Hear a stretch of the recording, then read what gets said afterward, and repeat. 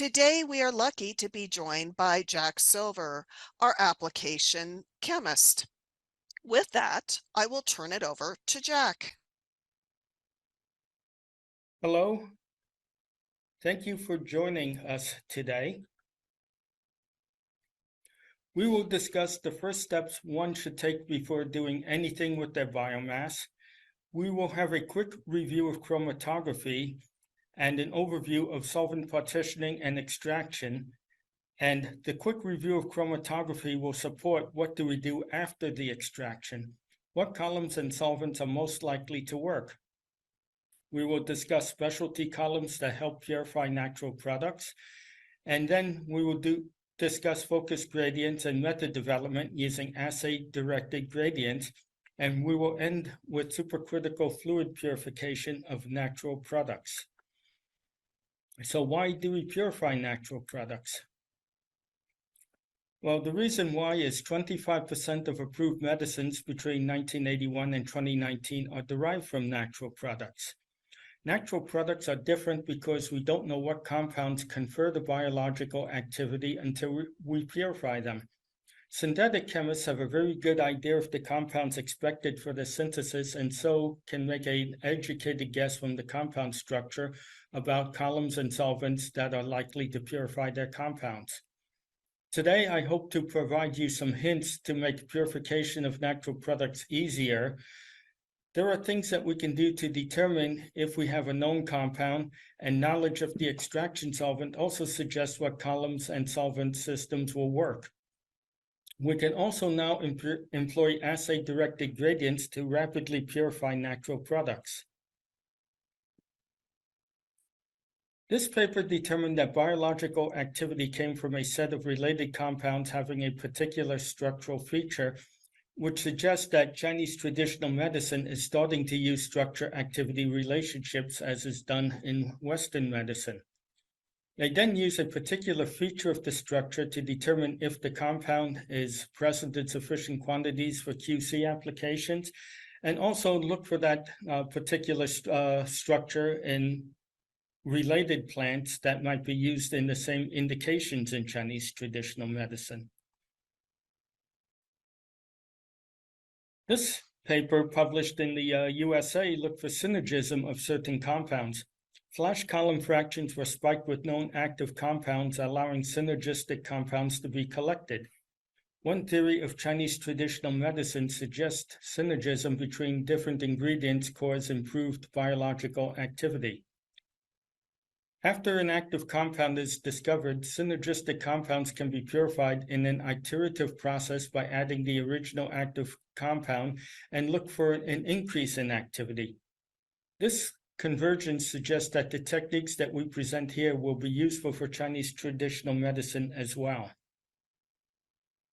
Before you do anything with your sample, do a literature search. You will avoid wasting too much time on a compound that someone else has already discovered, or you might find your active compound more quickly, knowing how certain compounds in certain assays have been isolated in the past. Start with a journal search. Interesting compounds may be in the Journal of Medicinal Chemistry, for example, rather than the usual natural products journals. But still look in the Journal of Natural Products and other natural products journals. As Sharon mentioned earlier, this presentation will be posted online so you can get the references later, and I will also pause at this point so you can take a picture of the screen.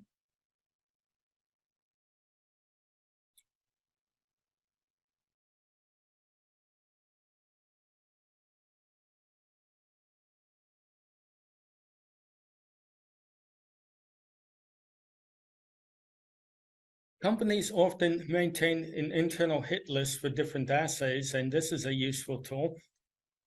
You may find a given assay tends to show activity with a particular class of compounds.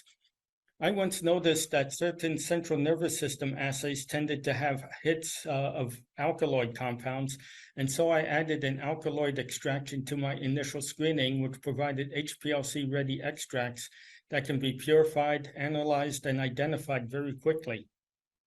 However, remember that CNS assays tend to show alkaloids as active compounds. Keep in mind that tetrahydrocannabinol and cannabidiol are CNS active and are yet not alkaloids.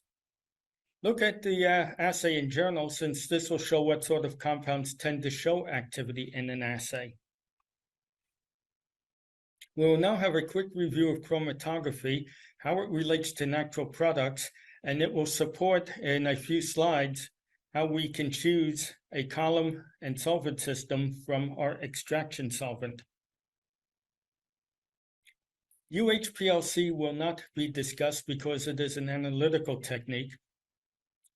We will also not discuss the finer details of chromatography, such as solvent modifiers.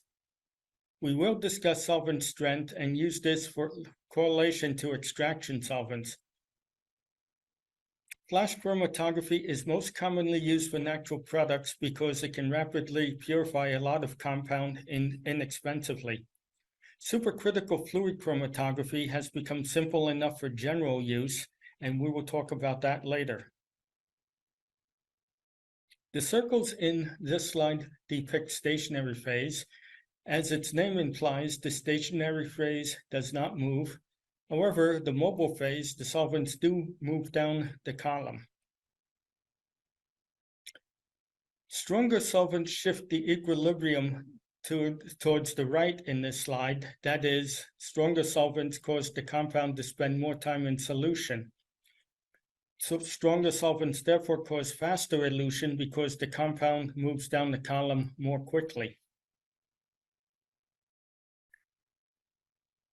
Thin layer chromatography is usually silica gel, but alumina, C18, and other bonded phases can also be used. TLC can be used to develop C18 methods, but reverse phase generally runs very slowly. People generally try to spread out the compounds that they can see on a TLC plate, but since we often don't know what compound is active, or even if it has moved from the origin, this doesn't help very much unless you can do a bioautogram as shown on the left side of this slide.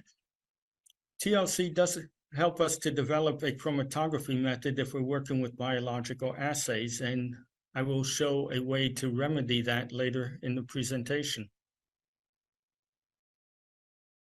In general, a compound eluting high on a TLC plate that is running very quickly will run too fast for a column, because on a column, the compound is not resolved very well from early eluting impurities.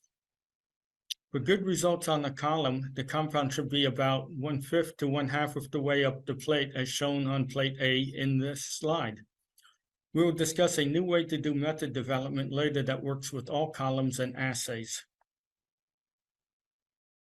Sweat used calcium carbonate originally to purify plant extracts, but we now use silica gel for the most part. Normal phase is the original type of chromatography where the stationary phase is more polar than the mobile phase. The examples are silica, alumina, diol, and almost anything run on SFC. The solvents include petroleum ether, hexane, cyclohexane, ethyl acetate, acetone, dichloromethane, ethanol, methanol, and even water. And for supercritical fluid chromatography, we add carbon dioxide. Reverse phase is a newer type of column. Mobile phase is more polar than the stationary phase. That is, it is reversed from normal phase, hence the name. Solvents include water, methanol, acetonitrile, tetrahydrofuran, and it's even possible to use non-aqueous reverse phase. In that case, the solvent system runs from more polar to less polar. I mentioned solvent strength earlier, and a strong solvent makes the compound move down the column more quickly. So in normal phase, we start off with petroleum ether, hexanes, carbon dioxide for supercritical, and the strongest solvent is water. Note the polarity order in the two tables and see how it changes for normal phase and reverse phase. The strong solvents are at the bottom of each list, and this information is important when determining which solvents to use after extraction. You will note that on reverse phase, I show ethyl acetate dichloromethane as very strong solvents, and those can be used to wash off very nonpolar compounds and also for non-aqueous reverse phase. Solvents in the same group may not help to improve purity, but they can be used to affect retention time because they have different solvent strengths. This chart works for column chromatography, liquid chromatography, but I will show later that it tends to change when you get into supercritical fluid chromatography. The alcohols are all in the same selectivity group, and when running on a silica column, won't help to improve selectivity. However, you can see that the solvent strengths are different, and so can affect elution time. These solvents are also in the same selectivity group, and again, won't necessarily help you purify compounds any better if switching between, say, ethyl acetate and acetone. However, you can use it to affect the retention time.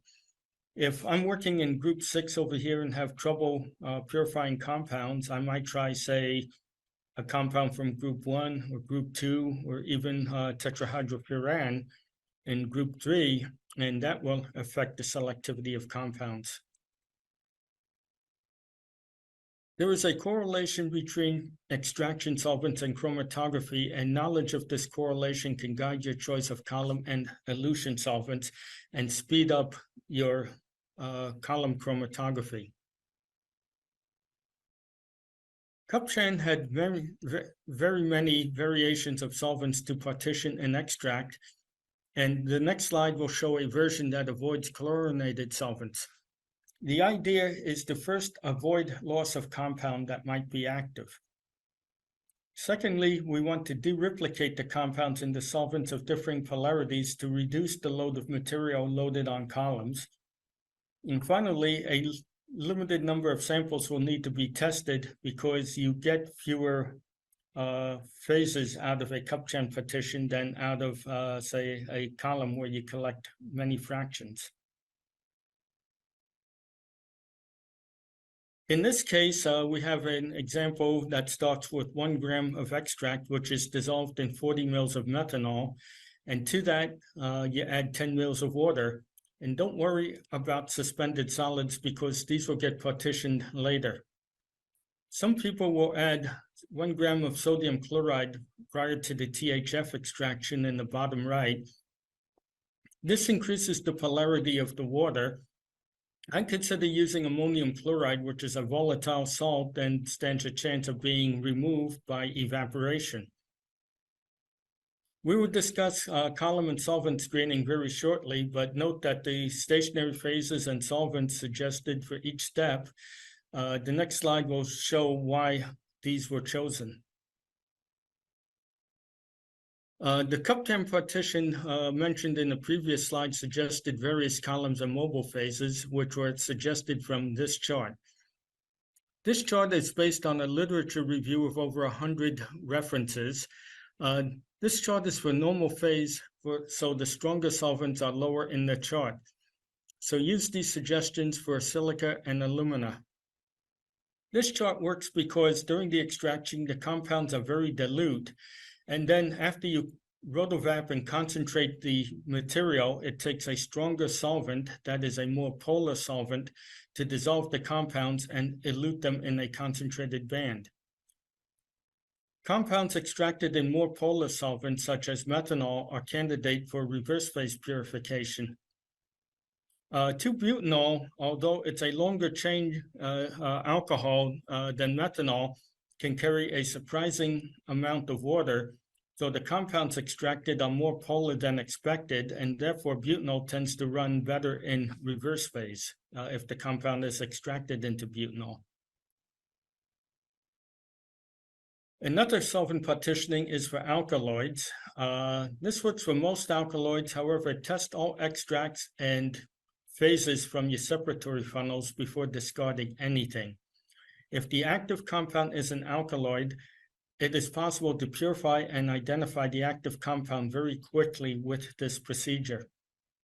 Alkaloids with very polar groups may not move between layers, so always check and verify your biological activity of all extracts and phases in your separatory funnel. We'll have a quick review of chromatography for natural products, which can also be applied to solid phase extraction. The goal, as in liquid extraction, is to prevent loss of compounds while removing impurities from the bioactive material. The gradient can be changed to a step gradient to reduce the number of fractions if desired. All of the compounds are dry loaded on a solid load cartridge so that they elute at the correct solvent composition and yet do not clog the column. This series of examples use capsaicin because we can track those compounds via mass spectrometry, but the capsaicin started as a crude extract as we would working with plant or other natural products. Normal phase wide polarity range can be run with silica.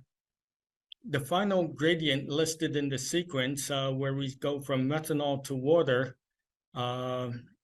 is a type of helic, and it's useful for eluting very polar compounds that you can see peaks coming off the column.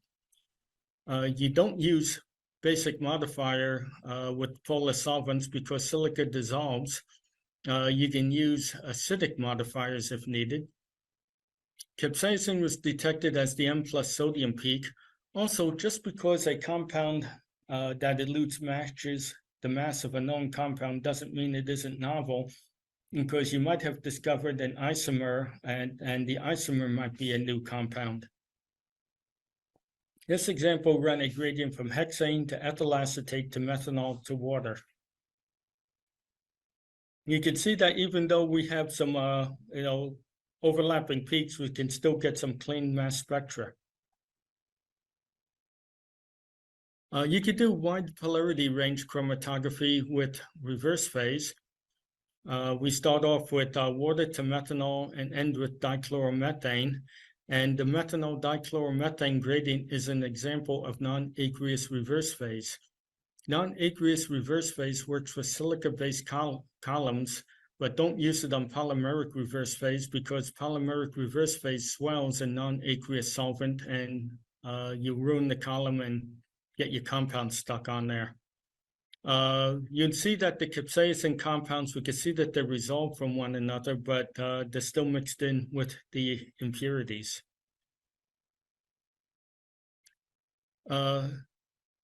Again, we can use normal phase and try aluminum oxide, alumina, gradient hexane to ethyl acetate methanol to water like we did with the silica. It has different selectivity compared to the other media. You could see that the capsaicin eluted impurity cleanly, although there's still some impurities, but it's a lot cleaner than the silica. It came out as a single peak, and so for our final purification, we would choose alumina because the peak is cleaner. Using wide polarity range chromatography ensures that nearly all of the material comes off of the column or the solid phase extraction cartridge. So this makes it somewhat like the cup-chain partitions where no compound is lost. So our final purification procedure is crude extract onto aluminum oxide and onto C18. The earlier C18 indicated that the compound could be resolved. There's different classes of capsaicin, and so makes a good purification step. In real life, instead of tracking the compound with mass spectrometers, we would track the mixture with assay data and use assay directed fractionation and find the multiple peaks with the biological activity in different fractions. Other compounds can be useful for natural products, although you may need to pack them into something like an ACE column. Some examples include CHP20, which is a polymeric reverse phase. Suffidex LH20 is a normal phase and size exclusion. We also have polyamide and ion exchange that can be packed into columns. Solvent management is important for these columns because cracks can't be fixed in Cephedex. Many of the Teledyne ISCO systems have solvent management that stops the pumps before the column is damaged. Cephedex can't be packaged as a pre-packed column because it swells to a different extent in different solvents. And so because the Cephedex swells differently in different solvent, we generally run this isocratic. Most Teledyne ISCO systems can run at a low flow rate for Cephedex and some ion exchange. The automated flash system provides a pump, detector, and fraction collector.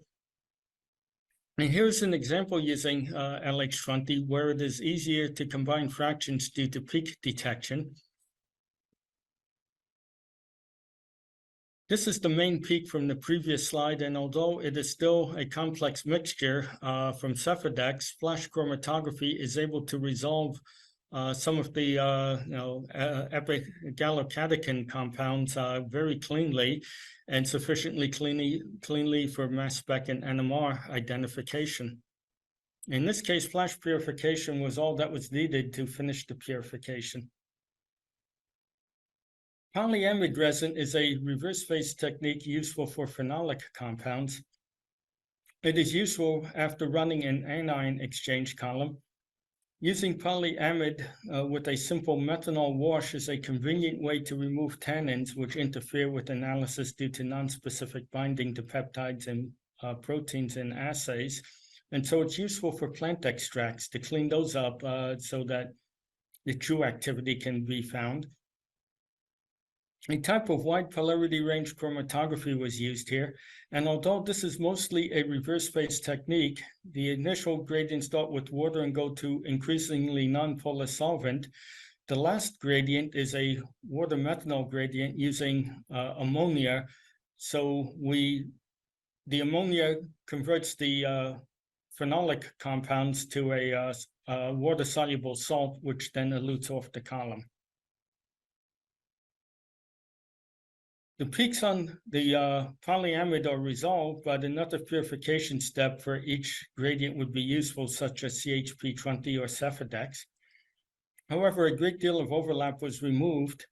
Even though it is a reverse phase technique, there's very different selectivity compared to C18. Each C18 run has peaks spanning a wide range of solvent strengths. For example, a major peak in methanol acetone gradient had polar, that is early eluting compounds, to very nonpolar compounds. So even though this was methanol to acetone, and therefore it should have been more nonpolar compounds, we see a lot of polarity. Self-pack ion exchange includes strong anion exchangers such as quaternary ammonium resins. Before use, replace the chloride counterion with acetate, which has a weaker binding than chloride, by washing with 1 normal acetic acid before using the column. This is also the way that you regenerate the column as well. Weak acids such as phenolics displace chloride poorly.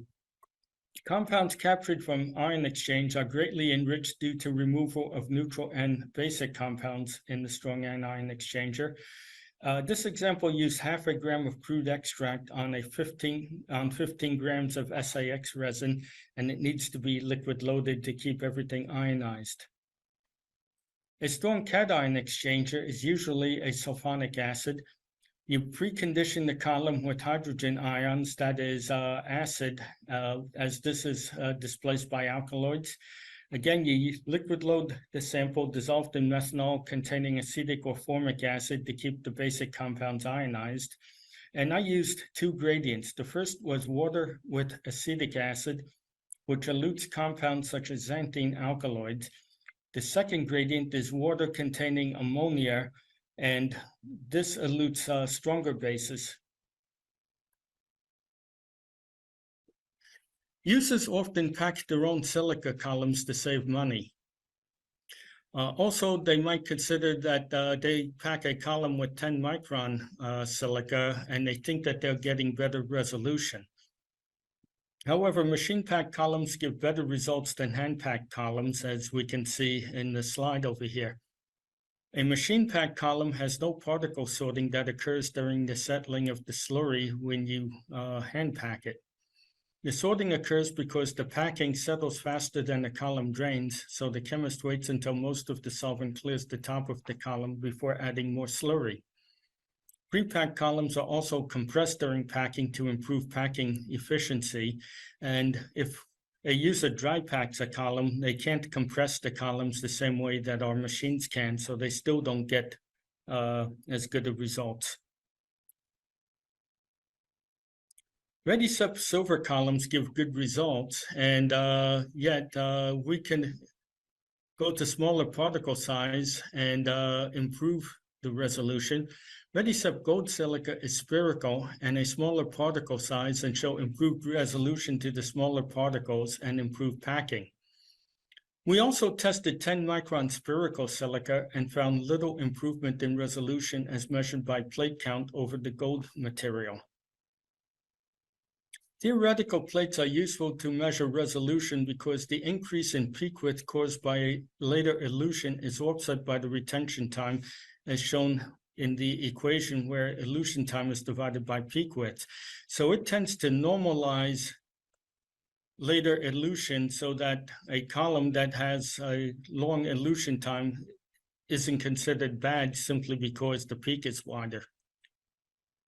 For flash columns, there's a limit where smaller particle size no longer improves resolution, and the particle size is what we use for our gold spherical material. HPLC columns can enjoy higher resolution because they have improved packing under high pressure, and so they can benefit from the smaller particle size. The way that they pack the column also avoids the sorting situation that I mentioned earlier. One instrument manufacturer claims that smaller flash particles packed by users will improve resolution. However, the smaller particle size is offset by the fact that it's hand-packed, and hand-packed columns aren't as good as machine-packed. And secondly, they've passed the limit of resolution for flash columns particle size. This manufacturer claims the higher resultant back pressure requires use of their instrument.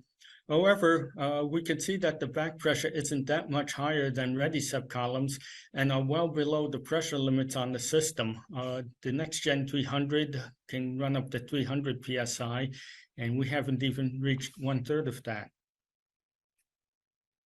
We will now show a method to rapidly purify compounds using assay-directed gradients. Conceptually, this technique is similar to running TLC plates, with the initial scouting runs needing the same time as TLC plates.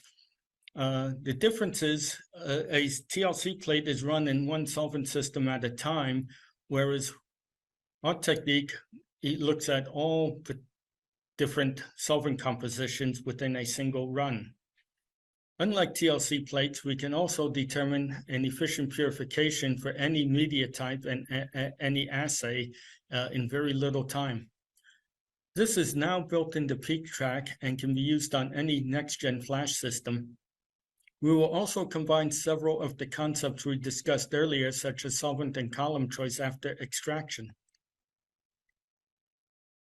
For focus gradients, first, determine the apparent gradient delay, and we have done that within our next-gen system. Next, run the sample and apply that apparent gradient delay to determine the elution solvent method. And then you create a focus gradient around the calculated solvent composition to allow for variation such as temperature. This is especially important for ionizable compounds. The calculation of the apparent gradient delay is done with a model compound. This initial calibration is done once and will work with any column and solvent system, provided the analytical column size and gradient method are the same. So we've calibrated with C18, and the same calibration works for silica with hexane ethyl acetate. We then set the desired retention time on the flash system and use the solvent composition to determine the apparent gradient delay on the scouting run. We then used the scouting gradient on compounds that we want to purify, and then apply the apparent gradient delay that we just determined to find out what the focus gradient should be for the flash run. So how does this work in real life? Dr. Murphy's lab is looking for antimicrobial compounds. They grow their biomass and absorb the active compounds on XAD7, followed by a cup change style extraction. For this example, the activity was found in the butanol extract. As the activity was extracted with butanol, reverse phase is a good candidate and was used for the extraction. A calibrated scouting gradient was run on the extract using a C18 column. The activity was detected on the culture plate and associated with a UV active peak, and so a focus gradient was calculated. Even if no peak was seen on the detector, the focus gradient could be determined from the most active fraction. The bioactive fractions from the scouting run were used to calculate a focus gradient, and a reverse phase column was used, yet the run was completed very quickly. A column and solvent screen could be run, such as silica with different solvents, alumina or amine for alkaloids, and you could do a quick column screen, find out which column could elute the compound using the scouting runs, and once that is known, use the scouting run for a focused gradient. The focus gradient provided a peak that was more than 90% pure, and this allowed us to identify it as a diketylpiperazine via mass spectrometry and proton NMR without further workup. The purification was very fast. The scouting run was completed in the time needed for a silica TLC plate. The identification of the active fractions was done overnight, but this time is needed for any purification step. The compound was eluted using a focus gradient, and compound identification was done quickly because the fraction from the focus gradient were very pure. After the solvent extraction, the chromatography was done very quickly. Now, SFC is a new option for natural products. New systems such as the AccuPrep SFC are very easy to use. This is a normal phase technique, and there are many columns available for use, ranging from silica gel, 2-ethylpyridine, diol, amine, and a number of other columns. The AccuPrep supercritical fluid chromatography system can run from 5 to 70% methanol, so there is less chance of the compound remaining on the column because the solvent is strong enough to elute most compounds.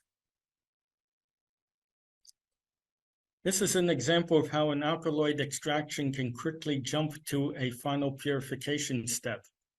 Piperine was extracted into dichloromethane, followed by an alkaloid extraction as described earlier. A column solvent screen showed that silica eluted the compound with 2-propanol better than using methanol. Note that SFC seems to defy the selectivity chart mentioned earlier, allowing more options to purify compounds. The extract was run directly on a silica column with SFC from very cleanly. It is a very fast run, and elution is within 3 minutes with a clean peak shown on the analytical SFC. It is possible with a sufficiently clean compound to do stacked injections and purify a lot of compound very quickly. So in conclusion, before purification, do a literature search to see what compounds are found in the biomass under study. Extractions are a fast way to resolve inactive compounds from the desired compound. The final extraction solvent correlates with the solvents used on the columns. If needed, specialty columns such as Cephadex and ion exchange can be run with CombiFlash systems. You can use scouting runs and assay data to calculate efficient gradients for rapid purification, and a new greener option, supercritical fluid chromatography, is now available for natural products purification. Thank you for your time, and at this time, I'd like to open it up to questions. Well, thank you, Jack, for sharing your expertise. And I would like to bring to everybody's attention, we have provided QR codes for our social media. If you would please scan, like, and follow us, you can keep up with all the latest news from Teledyne. We also have provided a QR code to YouTube, and this will take you directly to our page so you can view all of our past webinars. We do have a couple of questions in, so I'll turn it over to Jack to answer.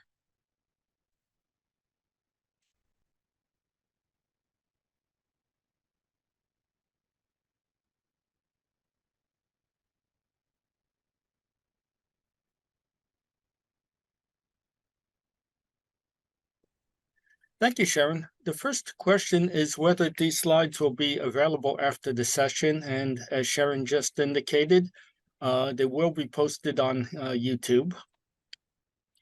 The next question is, can I use the same column on Flash as I used for the scouting gradient? I presume that you're using the same column on your Flash system, and for C18 amine, definitely no problem with that. The software allows you to scale up or use the same column. Another trick that we sometimes use is inject a small amount on the on the column, but change the gain on the detector so that the small amount of injection can be still seen. The other thing is silica, you can do this as long as you're running the same solvent. However, alumina, we find that if you use it once, it runs very differently the second time. So bonded phase is definitely silica generally.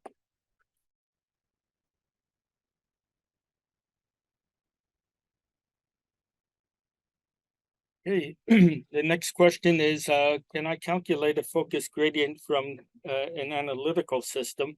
And the answer is yes. The only thing I suggest is that you use our matching analytical columns. The reason is solvent selectivity or compound selectivity is different on different types of C18. And so it's better to use matching media, whether you're using focus gradients to Flash, or if you run it on the AccuPrep systems.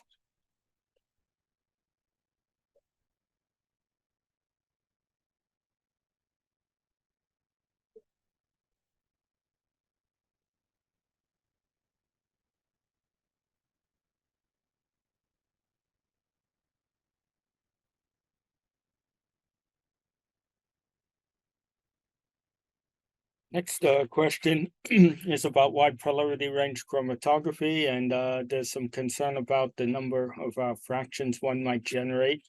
And that's a excellent comment. And yeah, it will produce a lot of fractions. Running a step gradient, you can collect fewer fractions, and you will know that the compound comes out within a certain range of polarities from the column, but you won't be able to calculate a focused gradient very well if you choose to use a scouting type of gradient.